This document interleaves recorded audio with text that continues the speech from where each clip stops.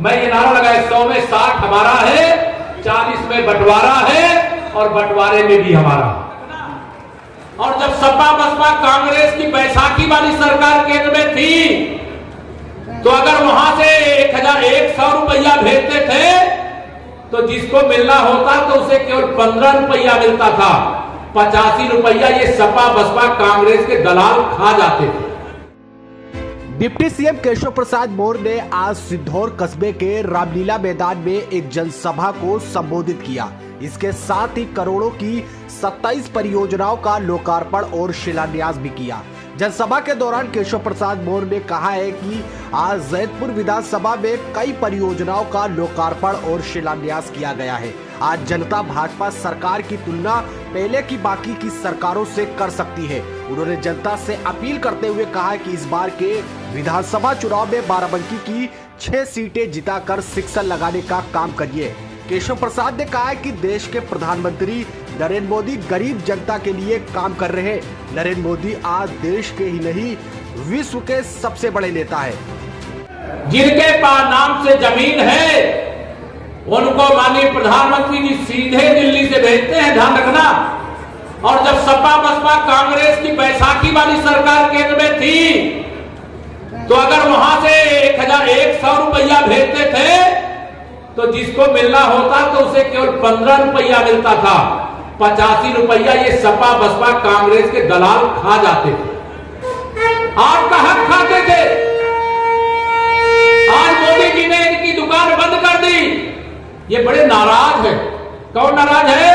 सपा बसपा कांग्रेस के दलाल नाराज है, उनके नेता नाराज है, उनके गुंडे माफिया नाराज है। वो कह रहे हैं कि देश में भ्रष्टाचार करने पर रोक लगा दी गई तो अब हमारी बिल्डिंग कैसे बनेगी। मोदी जी ने कहा गरीबों ने, देशवासियों ने जो सरकार बनाई है वो भ्रष्टाचारियों की इमारत खड़ी करने के लिए नहीं, गरीब जो कच्चे मकान में रह रहा है, झोपड़ी में रह रहा है, उसे पक्का मकान देकर बनाकर देने के लिए बनाई है। अब इससे इनको दर्द होता है। जिन किसानों के खाते में 1.5 लाख करोड़ रुपया चला गया, अगर कांग्रेस की सपा बसपा वालों की सरकार होती तो आपको 1.5 लाख करोड़ देश भर के किसानों को नहीं मिलता, उसमें से 22,500 करोड़ आपको मिलता और 1,22,500 करोड़ कितना पैसा होता है? पूरा पंडाल में नोटों की गड्डी लगा दो तो भी ये पंडाल छोटा पड़ जाए। ये सपा बसपा कांग्रेस के दलाल खा जाते हैं। क्या ये दलाली बंद करके मोदी जी ने अच्छा किया कि गलत किया, बताओ? अब ये सब नाराज हैं। श्री अखिलेश यादव जी जो 2017 में यूपी के मुख्यमंत्री, 2017 तक यूपी, 2017 में कि हम 300 से ज्यादा सीटें जीतने जा रहे।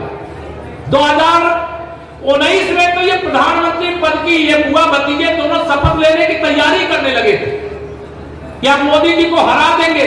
अरे कभी शासन में रह करके उन गरीबों के लिए काम किया होता तो गरीब तुम्हें जरूर वोट देता, पिछड़ा जरूर वोट देता, दलित जरूर वोट देता, अगड़ा जरूर वोट देता, नौजवान देता, किसान देता, मजदूर देता। लेकिन जब सत्ता में आते हो सब भूल जाते हो। तो जनता ने बताया सपा बसपा गठबंधन कर ले, लोक दल उसमें शामिल हो जाए, कांग्रेस उसमें शामिल हो जाए, लेकिन मोदी जी को देश की जनता, प्रदेश की जनता जिताने का ठान चुकी थी। और सपा बसपा के गठबंधन के बाद भी आप उपेंद्र रावत जी यहां से आप ही ने जिता के भेजा है ना? आपने भेजा है कि नहीं भेजा? सपा बसपा के गठबंधन के बाद भी। और मैं आज यहां पर पूरे विश्वास से कह सकता हूं, नारा मेरा रहता है, मैं 300 से ज्यादा सीटें क्यों कहता हूं कि भारतीय जनता पार्टी के सर्वोच्च नेता माननीय नरेंद्र मोदी जी हैं। विश्व की सबसे बड़ी पार्टी भारतीय जनता पार्टी है और जनता की सेवा हम ईमानदारी से कर रहे हैं। डबल इंजन की सरकार के माध्यम से कर रहे हैं। जो गरीब का हक है उस तक ईमानदारी के साथ पहुंचा रहे हैं। इसलिए 2022 में भी 100 में 60% वोट, मैं ये नारा लगाया 100 में 60 हमारा है, 40 में बंटवारा है और बंटवारे में भी हमारा।